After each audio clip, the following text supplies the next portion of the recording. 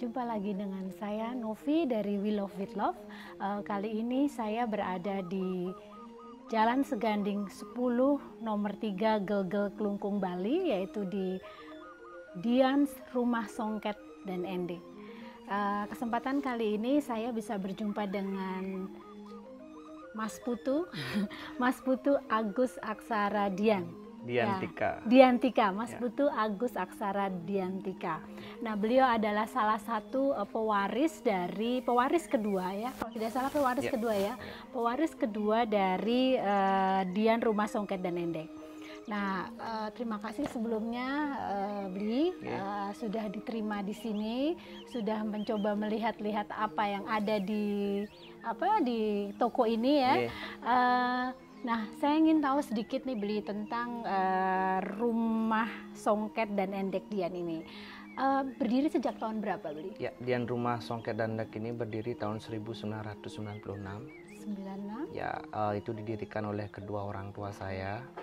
Itu awal mulanya kita ini spesialisasinya songket. Spesialisasinya ya, songket. Ya, kenapa Dian ini bisa berdiri? Itu dari keinginan kedua orang tua saya. Awalnya nenek saya sebagai penenun.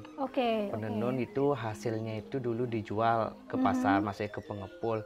Di sana kebetulan dulu orang tua saya itu bekerja sebagai karyawan swasta di salah satu daerah pariwisata di Bali, tepatnya di Nusa Dua. Tahun 96 beliau pulang kampung istilahnya. Pulang kampung ke Klungkung, nggak punya kerjaan. Apa sih yang harus dikerjakan. Habis itu melihat nenek saya menenun, timbullah di sana. Kenapa nggak kita aja yang jual sendiri kayak gitu. Oh, sejak itulah mulainya awalnya. Seperti itu. Selain juga untuk tetap melestarikan warisan budaya lokal yang ada saat ini ya. Bli, boleh saya tanya? Kan sekarang Bli ini generasi kedua. Pada awalnya memang orang tua meminta untuk Bli terjun juga di sini atau memang atas keinginan sendiri Bli? Awalnya sih saya memang diminta awalnya. Cuman tahun 2010 itu saya menolak. Kenapa namanya menolak? Masih muda kan, punya idealisme sendiri. Saya sebelum terjun ke sini saya sudah mulai di dunia usaha juga. Cuman berbeda haluan di tekstil. Saya bahasa kalau anak-anak muda dulu senang jualan kaos. Saya dulu punya pabrik sendal. Selain saya sambil kuliah juga, itu saya mau memilih usaha saya sendiri. Kuliah ngambil jurusan apa nih Bli? Saya jurusannya pariwisata, Bu. Oh, pariwisata. Ya, karena seperti orang Bali pada umumnya ya? Ya, saya beda, Bu. Saya cita-citanya punya hotel, Bu. Makanya kuliah di pariwisata. Seperti itu. Ya. Nah, habis itu tahun 2012 itu saya lebih tertarik ke dunia ini karena permintaan sebenarnya, Bu. Karena permintaan dari orang tua? Bukan. Atau permintaan dari dosen saya sebenarnya. Permintaan dari dosen. Ya, di mana di sana ada mata kuliah kewirausahaan. Kewirausahaan. Kebetulan pada saat itu kita kan di kelas itu ada kelompok-kelompok. Kelompok-kelompok itu kita disuruh buat video usaha apa sih yang ada di daerah kalian masing-masing seperti lokal, itu. Ya. Kebetulan itu saya mengangkat endek. Endek, dan itu bukan usaha orang tua saya seperti itu iya, awalnya. karena kan awalnya tenun ya. Tenun songket. Habis itu saya dari sekian banyak teman saya yang memprestasikan usaha, ada kebanyakan hotel, kafe, cuman saya aja yang memprestasikan endek. Dari sana pun habis mata kuliah itu saya dipanggil sama dosen saya. Ditawarin, coba cariin bapak seragam untuk dosen di sini semua. Seperti itu awalnya mulai saya tertarik ke sini. Habis itu dari sana saya mencoba menawarkan kain tenun endek kepada dosen-dosen saya. Pada saat tenun endek itu dibuat, itu Beli merangkul para pengrajin atau Beli sendiri juga terjun? Yes. Waktu awal pertama saya membeli di pasar, Bu. Pasar tahun 2012 itu. Dari sanalah mulainya saya ingin melanjutkan usaha orang tua saya ini seperti itu. Jadi ketika sudah membeli ke pasar, sudah mulai ada permintaan, terus bagaimana mengkoordinir? Kan berarti start dari awal nih, memanggil para pengrajin untuk join belum. atau gimana? Itu 2014, Bu. Berarti 2014? 2014 kita, saya dibantu orang tua saya, Pak, saya akan konsultasi gimana kalau kita produksi sekalian hendaknya seperti itu. Dari sanalah mulai mencari pengrajin-pengrajin. Awal sih pengrajin kita yang tampung itu 5 orang yang 5 orang. Jadi awal 5 orang. Tapi pada saat tenun, pada saat Bapak memiliki kerajinan tenun, berarti kan sudah ada pengrajin di situ. Sudah, itu congket semua itu sekitar 30-an. 30-an. 2014 itu nambah lagi 5. 2014 enggak sih 5 di 3 bulan pertama. 5 di 3 bulan pertama. Sampai 3 bulan nambah lagi langsung ke 15. Langsung ke 15 ya. Jumpingnya lumayan ya. Lumayan itu karena kan permintaan semakin besar. Semakin besar. Ya, selain juga saya ngambil di tempat lain juga, ambil juga produksi. Oke. Nah, pada saat mulai menjadi 15, pasti kan memang ada permintaan. Ya. Tapi apa cukup nih permintaan, hanya menunggu permintaan atau ada cara bagaimana mempromosikan produk-produk Endek itu sendiri? Pastilah ada cara, Mbak. Kalau kita produksi aja menjualnya kayak gimana. Itu di sana saya mulai belajar teknologi, Mbak. Kan lagi ngetren-ngetrennya tahun itu sudah orang-orang jualan pada online. Selain itu saya mempunyai beberapa channel-channel kan, mempunyai pengalaman bekerja di hotel juga kan. Benar. Bekerja di hotel, kenapa sih saya nggak masuk nawar-nawarin ke sana juga. Itu sendiri atau bergerak sendiri atau udah mulai ada staff khusus untuk mempromosikan itu? Ya, sampai saat ini sih saya semuanya masih sendiri, Mbak. Kecuali di bidang keuangan kita udah ada yang sendiri ya. Sendirinya. Kalau itu masalah promosi menawar-tawarkan itu masih saya sendiri. Ada selain online, mungkin masuk ke beberapa e-commerce gitu ya? Atau memang memiliki satu e-commerce sendiri? Ya, saya saat ini masih sendiri, Bu, di website kita. Ada di website ya? Websitenya apa, Pak? dianrumahsongket.com. dianrumahsongket.com. Oke. Kalau kita bicara mengenai pemasaran, ketika mereka masuk ke ranah websitenya Mas Dian nih, atau beli Dian, itu biasanya mereka minta berdasarkan request, ada PO, maksud saya desain sendiri, atau memang mereka langsung membeli yang sudah ada produk available di dalam website? Sampai saat ini sih produknya masih ada, Mbak. Kecuali mereka memang kalau mau pesan itu langsung email saya. Email atau banyak yang datang langsung ke toko kami saat ini mau buat desain seperti apa, seperti itu. Kalau di website, di media sosial kita untuk barang yang sudah tersedia, yang sudah tersedia. Nah, kalau kita bicara pemasaran, nah saat ini kain endek ini dipasarkan hanya di local market, di domestik saja, atau juga sudah ada ekspor? Ya, kalau ekspor kita belum, Bu. Kalau kirim keluar kita masih retail. Masih retail, berarti kalau ada konsumen dari sana beli biasanya satuan, beli satuan kita kirim. Kita masih baru ke Malaysia aja sih, Bu. Ke Malaysia aja. Tapi ada keinginan untuk bisa keluar dari mungkin ke Eropa, ke Amerika? Pastinya. Saya kan masih belajar juga sekarang, Bu, kemana sih kain saya ini bisa soalnya kan disukai gitu kalau kita lihat ke Eropa itu kan saya masih mikir untuk apa di sana. Mungkin saya baru ada ide itu kita buat seperti bed runner pakai table runner itu mungkin bisa kita jual di sana. Kalau kain gelondongan gitu kita jual, kan mereka juga bingung mau buat apa, dan mereka kan nggak ada, maksudnya untuk mencari penjahit aja kan susah di sana. Kayak di Indonesia. Ya, kalau di Indonesia mungkin mudah. Nah, pertanyaan saya, kalau tadi ada ide untuk mengekspor produk, apa yang sudah dilakukan? Saya baru belajar sih saya banyakkan searching di internet, kemana sih negara-negara mana sih yang memerlukan tekstil. Baru saya sampai sana bagaimana sih tahapan ekspor itu. Kebetulan saya sekarang lagi belajar sama LPEI juga, Bu. LPEI masih, saya baru tahap ke modul 3 sebenarnya sekarang. Modul 3 ini masih belajar sih, Bu. Soalnya kan saya masih awam dalam dunia ekspor itu kayak gimana. Apakah saya sudah siap juga untuk ekspor seperti itu kan? Kalau ekspor kan produksi kita harus ready, siap. Ya, nah, mungkin saya jumping sedikit. Nah, produksi sendiri, kapasitas produksi per day atau satu kain ini bisa diproduksi berapa lama? Kalau kain endek itu kita satu hari per satu orang itu bisa sampai 3 meter. Satu hari satu orang 3 meter. Itu 8 jam atau gimana? 8 jam. 8 jam ya. Satu baju lah ya. Lebih itu, Bu. Lebih dari kalau satu standarnya baju. sih 2 meter. Standarnya Ya, 2 meter. 2 meter. Oke. Jadi sekitar 1 bulan itu kita bisa memproduksi sekitar 1000 meter. 1000 meter. Kalau misalnya ekspornya ready, Ya, itu kan minimal itu 10.000. berarti kan ya kan ada minimal untuk Ya.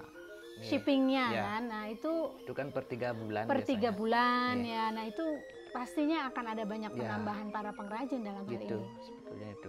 Beli, boleh tanya, tadi kan bicara ekspor, tadi beli bicara ekspor saat ini masih retail. Nah, kain endek sekarang setahu saya nih membaca banyak berita bahwasanya kain endek digunakan untuk desainnya Dior. Nah, kalau kita bicara endek, nggak semua orang paham endek. Nah, mereka ini endek sudah bisa ekspor nih sebenarnya ya kan. Nah, itu gimana tuh Beli? Apakah ada kemungkinan dengan adanya ekspor endek ke Dior sendiri mungkin sudah menggunakan itu, Beli juga diberi ada institusi atau siapapun itu yang telah juga memfasilitasi kain endek dari Beli sendiri untuk ekspor? Ya, untuk memfasilitasi kan sudah saya bilang kayak LPI. Untuk Dior sendiri ini mungkin ya efeknya itu banyak ke kita. Mungkin dari lokal dulu kan, sekarang kan banyak setelah fashion show yang dilakukan itu kan pakai kain tenun endek Bali, apalagi ditulis di captionnya juga kan di Instagramnya tak lihat juga. Nah, itu membantu kita juga. Membantu untuk memasarkan ya sebenarnya. Ya, untuk memasarkan. Dan untuk dampaknya kita masih secara lokal. Lokal. Nah, nanti kan kalau sudah memang itu keluar memang untuk pakainya diproduksi secara besar-besaran. Nah, di sana kadang saya berpikir apakah kita bisa memproduksi dan memberikan secara, kan kadang produksi kain endek itu kan namanya pekerjaan tangan juga, Bu. Kita kan yang namanya kontrak dengan orang luar itu kan kalau pendapat saya sendiri agak susah, Bu, soalnya kan harus komitmen. Ya, komitmen. Kadang kan kita di produksi tangan itu kadang warna kita bisa kualitas ya. Ya, kadang permasalahan kita di warna juga, Bu.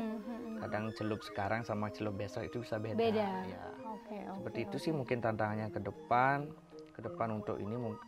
Semoga ini dari fashion show ini bisa mendampakkan ke pengrajin semua yang ada di Bali, seperti itu aja sih. Berharap sama sih, berharap sama sehingga endek tidak hanya dikenal di lokal atau di Indonesia, tapi juga dikenal di luar. Nah, sekarang pertanyaan saya mengenai pengrajin, Mas. Kalau kita bicara para pengrajin, bagaimana cara mengajarkan kepada para pengrajin menenun kain endek ini dengan baik? Kalau untuk pengrajin, untuk belajar aja, Bu, itu kita masih tidak ada masalah di sini. Cuman tingkat kemauan mereka yang baru-baru ini itu yang masih saya rasa masih kurang. Nah, di sini saya menjadi tantangan ini untuk bisa tetap mempertahankan di sini. Saya nggak sekarang ini saya nggak concern di daerah saya sendiri. Saya mencari di luar sekarang. Oh, berarti pengrajinnya tidak datang di daerah Klungkung sendiri. Sekarang saya masih dalam pembinaan di Karangasem. Di Karangasem dan di daerah Tegak kan, karena di sana saya melihat potensi. Ya, pertama kita satu visi dulu. Benar. Visi dulu cocok, kita kawinkan aja kerjasama, kita bina sesuai yang standarisasi produk kita kayak gimana. Dan juga saya melihat dari pengrajin saya itu masih produktif semua di bawah umurnya masih di paling rendah itu sekitar 18 tahun. Kalau kita bicara seorang milenial dalam hal ini, dan kalau ketika milenial melihat seorang pengrajin itu biasanya kayak nggak ada masa depan. Kadang seperti itu loh ya. Karena makanya mungkin kalau di Bali sendiri ininya ke pariwisata dan lain sebagainya. Tapi ternyata kan kondisi COVID-19 ini pun membuktikan bahwa pariwisata pun tidak bisa kokoh berdiri gitu kan. Harus ada penyangga-penyangga. Nah, kalau kita bicara kepada milenial tentang pengrajin, bagaimana mentransfer keinginan Beli bicara kepada pengrajin agar mereka mau untuk belajar ini. Sebenarnya kalau dari saya sih pendekatan dulu, Bu. Dulu ya mungkin saya nggak tahu juga ini mungkin dari pendapat saya sendiri ini. Dapat saya mungkin di pengusaha-pengusaha yang bergerak di bidang ini dulu yang tua-tua ya, saya bukan mengatakan semua. Mungkin cara pendekatannya itu untuk pertama itu orang nggak bikin tertarik itu karena upah. Upah kebanyakan memberikan upah di bawah standar. Di bawah standar. Nah, cara pendekatan saya ini ya awalnya kita upah dulu lah, kita ajak deal-dealan seperti apa. Memang dari segi pekerjaan itu jauh dibilang itu kerjaannya agak gengsi kalau menenun seperti untuk sekarang di dunia sekarang, lebih enak kerja di pariwisata seperti itu. Cuman dari hasil saya jamin bisa sama seperti bekerja di pariwisata. Mungkin dari sana sih pendekatannya saya bisa. Cuman kalau kita bicara mengenai value skillnya ini kan sebenarnya kita bisa jual. Maksud saya ketika menjual produk gitu ya, ketika kita menjual produk kita nggak hanya menjual secara aspek fisik, ini loh barangnya gitu, tapi kan ada skill atau passion atau value yang kita bisa jual. Nah itu mungkin bisa nggak ya dibuat kayak seperti simbiosis gitu, simbiosis bahwa ini barang dijual dengan sesuatu skill yang luar biasa dengan passion yang luar biasa. Bisa sebenarnya itu Bu, makanya kita di sini itulah sebelum COVID, kalau Ibu kesini pandemi kita kan ada beberapa wisatawan dan domestik dan wisatawan. Nah sebelum kita ajak ke toko itu, kita ajak ke tempat produksi dulu. Kita di sini nama programnya itu Weaving Experience namanya. Weaving Experience di mana kita sambut tamu-tamunya. Kadang orang awam itu masuk ke sini, kadang dengar harga itu kan langsung agak kaget kan. Nah kita ajak dulu ke tempat produksi kita, begini loh. Itu yang kita jual awalnya. Awalnya setidaknya kalau mereka nggak beli kain kan setidaknya mereka begini loh, respect dan menghormati gitu. Sehingga menghormati hasil ya dengan value mungkin lebih tinggi. Begitu habis itu baru kita ajak ke toko seperti ini. Oke. Itu sih biasanya kita di sini Bu. Menarik sekali. Nah kalau kita bicara mengenai COVID-19 Mbak Beli, nah COVID-19 ya hampir saya beberapa kali keluar lah ya ke para pengrajin itu, mereka mengatakan bahwasanya ada perbedaan yang cukup signifikan dari aspek penjualan. Nah, untuk kain endek ini sendiri bagaimana? Ya, saya lebih senangnya bilangnya deal with COVID. Ya, hidup bersama COVID ya, deal with COVID. So, bagaimana strateginya agar tetap survive? Kan ini deal nih, berarti kan strategi mungkin untuk di survive. awal pandemi ini di bulan Maret itu saya sempat hampir depresi juga Bu. Kan dari penjualan saya yang lumayan, tiba-tiba langsung terjun bebas. Di sana saya nggak bisa tidur selama 3 hari sebenarnya Bu waktu itu. Gimana sih saya pertama mempertahankan pengrajin saya biar tetap bekerja. Sebenarnya kalau saya mau gampang sih kasih sembako 25 kilo ke rumah kan semua, kan perasaan juga Bu. Iya, pasti. Udah diajak dari lama juga kan. Jadi sana saya mencoba menelpon semua teman-teman saya. Entah itu influencer, sampai Niluh Delantik pun juga saya telepon juga kan. Niluh kemarin itu yang produksi masker semua itu kain saya itu, semuanya itu. Oke. Akhirnya saya dari juga sana, salah satu penggemar dari Niluh Mas. Akhirnya dari sanalah, kayaknya masih bisa nih saya. Ya habis itu saya semua tak ajak kerjasama. Ya sampai saat ini sih saya masih selama 7 bulan ini masih tetap memperkerjakan semua. Jadi belum ada yang dirumahkan ya sampai saat ini. Sampai saat ini. Sembako saya lain kasih juga seperti itu. Selain saya juga istilahnya kalau kita dari pemerintah menyediakan bantuan, saya mencoba mencari juga, mencari untuk tambahan kan kebanyakan suami-suami dari pengrajin saya itu kan udah kerja di sektor pariwisata dan itu semua dirumahkan. Ya selagi saya masih bisa mengajukan untuk mencarikan bantuan kan saya bantu juga seperti itu. Luar biasa. Tapi dari segi omset sih memang saya turun, cuman untuk operasional kita masih Tapi aman. Untuk survive operation itu masih aman ya? Masih aman Bu. Selama berapa bulan nih dari Maret sampai sekarang sekitar 7 bulan. 7 bulan ini. Masih bisa saya. Masih bisa bertahan. Masih bisa bertahan dan terus bisa menyerang dulu. Nah, terobosan yang tadi Beli katakan bekerja sama dengan teman-teman pengrajin atau influencer atau siapapun itu gimana caranya, terlihat nggak sangat membantu nggak dalam hal ini? Membantu juga Bu, anggap saya juga untuk kan endek saya terjual, songket saya gimana cara jualnya kan Bu. Songket saya itu saya nggak kerjasama sama teman-teman yang punya hotel. Dijadikan apa itu? Nah sebenarnya saya kerjasamanya mereka kan udah punya rate yang paling rendah itu. Nanti saya cuman pakai pendekatan untuk customer saya beli songket di sini, nanti pakai promo code saya untuk honeymoon di hotel-hotel mereka. Seperti itu sih pendekatan saya, cara saya untuk menjual sekarang. Luar biasa. Selain saya bisa menjual songket saya, teman saya pun juga terbantu, juga hotelnya bisa terisi, walaupun mereka membuat satu ekosistem ya, lah ya. Seperti itu satu sih. Ekosistem, benar. Karena kalau untuk saat ini nggak akan mungkin kita bisa berdiri sendiri ya, betul. ya. Saya cuma ingin mengutip sedikit dari Harvard Business Review. Kalau kita bicara sedikit ya, startup saat ini muncul banyak. Tapi bagaimana para startup sendiri untuk bisa sustain, itu yang lebih penting.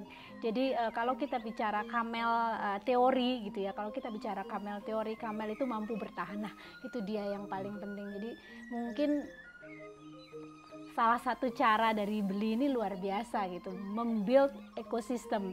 Ya, karena kan kita harus hidup itu sebagai makhluk sosial, Bu. Ya. Itu awalnya sih dulu. Ya, itu luar biasa, luar biasa. Beli, saya sedikit ingin bertanya, kalau raw material dari pembuatan kain endek atau songket itu kan yarn ya, benang ya kan. Nah, itu datang dari mana? Nah, kalau saya itu dari bahan baku itu masih dari supplier, Bu. Kalau saya ngimpor langsung itu ya modalnya lumayan besar itu, dan itu akan diam lumayan lama itu. Dari importer ya? Dari importer. Oke.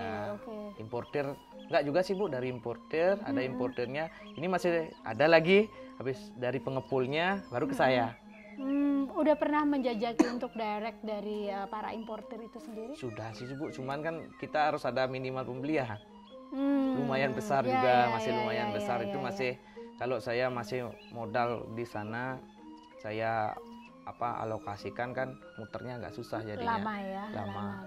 Jadi saya mending ambilnya sesuai keperluan saya aja sama dari pengepul lagi, seperti itu. Pertanyaan saya, kenapa harus raw material benang impor? Apakah benang dari lokal atau Indonesia sendiri belum bisa membuat kain endek ini jadi luar biasa? Ada sih, Bu, sebenarnya, cuman kan karena sudah kebiasaan. Jadi sekarang standarisasi produknya juga kan harus benangnya segini itu yang mendekati standar itu masih yang impor. Seperti itu. Karena kan di Indonesia ini banyak juga sih penghasil benang gitu ya. Cuman sampai ke Balinya itu belum. Sampai ke Balinya. Ya, yang saya tahu. Saya biar nggak salah juga, Bu, karena kan saya selama ini sudah masih menggunakan benang impor. Benang impor. Nah, yang untuk lokal itu saya tempatnya itu saya belum tahu. Paham ya. Oke, moga-moga nanti ada yang melihat video ini atau YouTube atau Instagram atau LinkedIn atau siapapun itu yang bisa melihat. Mungkin ada teman-teman yang ada di Indonesia yang bicara mengenai produk benang Indonesia, karena sepemahaman saya cukup banyak produk benang di Indonesia. Terlebih lagi datang dari Bandung di Jawa Barat. Makanya Jawa Barat kan juga menjadi salah satu tekstil terbesar itu karena benang dan garmennya ada simbiosis dalam hal ini. Oke. Nah, kalau kita bicara impor produk, kan benangnya impor nih. Nah, COVID-19 ini kan juga menghambat logistik atau proses impor. Nah, kemarin gimana? Masih ada punya stok gitu atau gimana? Kalau saya sih masih punya stok, Bu, masih aman saya. Masih aman ya? Masih aman saya untuk stok. Kebetulan order kan nggak terlalu wah-wah kayak sebelum-sebelumnya itu. Jadi untuk ketersediaan bahan baku kita masih aman, Bu. Cuman saya di sini di penjualan kita untuk PO kita masih stop dulu. Stop dulu karena kan melihat dari dari penjualan kita juga, stok barang kita jual yang masih ada. Untuk PO kita stop dulu. Tapi di sinilah ada hikmahnya juga, Bu, di pandemi ini lebih bisa berkreasi jadinya. Inovasinya lebih tinggi banyak ya. Untuk desain-desain baru itu nanti kan banyak untuk 2021 pasti. Ya, saya ingin ini yang menggambar atau mendesain sendiri itu siapa? Memang kita ada untuk songket namanya, kita ada orang yang udah lama memang di sini, Bu. Biasanya namanya Bu Gusti Putumati yang melayani Ibu tadi itu. Itu yang udah keliling ASEAN itu ngajar-ngajar, Bu. Oke. Ngajar desain kita untuk endek kita ada. Komanantara namanya. Oke, luar biasa, luar biasa. Ya, memang sih kadang manusia itu dalam konteks kesulitan baru muncul ide. Kalau gitu. Dalam konteks yang nyaman, biasanya ide nggak keluar, ya kan? Nah, saya ada pertanyaan lagi. Obstacles, kesulitan. Nah, obstacles, kesulitan mungkin tadi sudah sudah dibicarakan mengenai mungkin promosi, raw material sebenarnya tidak ada, tapi lebih condong ke promosi. Nah, ada yang lain nggak selain penjualan atau promosi dalam hal ini, kesulitan-kesulitannya? Ya, seperti cuman saya satu kesulitannya Bu yang di awal untuk SDM kita. SDM regenerasi. Ya? SDM regenerasi itu yang menjadi tantangan saya ke depannya ini masih menjadi prioritas kita, Bu. Prioritas kita. Saya juga nggak muluk-muluk juga, kita kan buka usaha itu juga harus mencari profit juga. Pastilah. Terus agar ada profit. Kalau tidak ada profit nanti nggak sustain. Ya betul juga. Ya gitu sih Bu. Cuman SDM aja sih nanti masih tantangan kita ke depannya untuk regenerasinya itu sih. Ada pernah misalnya bicara dengan pemerintah atau instansi terkait, karena ini kan bicara mengenai mewarisi budaya, kemudian pengrajin, bagaimana pengrajin melihat sebuah mata pencaharian seorang pengrajin itu memiliki prospek yang cukup baik. Nah, apakah pernah ada seperti itu? Sering Bu, malah pemerintah yang lebih aktif daripada saya. Kalau pemerintah di Kelungkung saya bilang, tergantung kepemimpinan juga sih Bu. Benar. Kalau pemerintahan sekarang di sini malah pemerintah yang lebih aktif terjun ke bawah sekarang, apalagi semasa COVID ini pemerintah lebih gencar lagi itu. Untuk masalah saya ini, saya sudah sering konsultasikan juga mungkin caranya itu mungkin harus saya yang sendiri yang harus menyelesaikan bagaimana mungkin dari awal tuh untuk dari segi pendekatan dulu Bu, kita harus lebih banyak pendekatan dulu. Pendekatan. Mungkin karena kalau yang memberikan contoh itu orang yang benar-benar involved di bidangnya, masih muda pula gitu, itu mungkin juga akan mempengaruhi mindset dari si para pengrajin itu. Nah, tantangannya sekarang juga Bu, kan awal sebelum COVID saya kesusahan tenaga kerja. Sekarang di COVID ini malah banyak yang melamar pekerjaan. Sekarang saya yang dilema kalau diterima ntar saya nggak bisa gaji juga. Serba salah gitu. Ada unsur kemanusiaan, tapi ada juga unsur bolehlah kemanusiaan. Tapi kan kalau kita nggak bisa gaji, itu juga sih. Akhirnya juga ini kemarin saya dadaan buka minimarket juga. Dia waktu juga dadaan karena COVID juga kan kayaknya waktu masih depresi tuh Bu, buka aja, pun ada bangunan kan, tak giniin aja biar ada aja, kayaknya ini makan produk kebutuhan sehari-hari masih tetap jalan kayak gitu. Itu saya bangun dadaan seminggu udah jadi itu semua itu Terus sekarang masih berjalan? Masih jalan, malah bagus lagi. Bagus. Tapi jangan sampai berpindah ya. Ekspansi boleh lah ya, tapi kalau berpindah jangan. Ya, itu sebenarnya saya sampingnya lah Bu. Karena tingkat emosi yang sangat tinggi, akhirnya timbul ide itu secara tiba-tiba bangun itu. Inovasi lagi di kebetulan jalan. Kesulitan. Kebetulan jalan, jadi jalan. Kan juga buka lapangan pekerjaan lumayan, bisa menampung 9 orang kan di sana. Iya benar. Luar biasa. Kalau boleh tahu nih, beli usia berapa sekarang? Saya baru 27 Bu. 27 teman-teman, 27 udah jadi seorang yang bisa membina karakter, itu luar biasa banget. Oke, pertanyaan saya terakhir, ada sebuah harapan dari seorang Beli Putu Agus Aksara. Apa harapannya dalam konteks mewarisi budaya dan juga dalam konteks mengembangkan usaha? Nah, itu apa harapan Beli? Harapan saya ini warisan budaya yang saya punya di sini, daerah saya ini bisa tetap terjaga. Dan untuk teman-teman UMKM semua, dari UMKM saya harapkan semua menjadi UKM, atau saya lebih senangnya bilang usaha kecil miliaran. Gitu. Mantap. Benar itu. Itu berarti kan stimulus otak untuk bisa masuk ke ranah itu gitu. Biarkan terus usahanya kecil tapi omsetnya miliaran benar. Nah, mungkin kalau saya boleh memberikan kesempatan untuk Beli, kalau mau belanja di mana, mungkin ada website atau mungkin ada sosial media yang lain, monggo silahkan Beli. Mungkin untuk pemirsa Bu ya. Ya. Pemirsa mungkin bisa di follow di Instagram kami juga di Dian Rumah Songket Danda atau Agus Aksara. Ada website kita di dianrumahsongket.com. Sekarang sedang maintenance juga, kita sedang persiapkan lebih profesional lagi, lebih profesional, lebih kekinian lagi dengan metode pembayaran bisa langsung di sana. Ya, pakai payment gateway ya. Masih kita maintenance, mungkin nanti bisa dikunjungi di sana. Terima kasih. Ini salah satu contoh dari hasilnya Mas Dian nih, beli Dian. Kebetulan saya pakai. Ini Pak Jokowi pakai baju, ibunya pakai kain. Ya, ini contoh ini enak banget, menarik ya, secara tekstur juga adem gitu. Jadi mungkin tidak hanya untuk orang tua, tapi teman-teman anak-anak muda bisa menggunakan kain endek ini. Oke, terima kasih sekali Beli. Thank you so much untuk teman-teman di We Love With Love. Saya berharap teman-teman bisa tetap semangat, dan bisa mensupport tim UMKM di Indonesia. Terima kasih. Salam We Love With Love.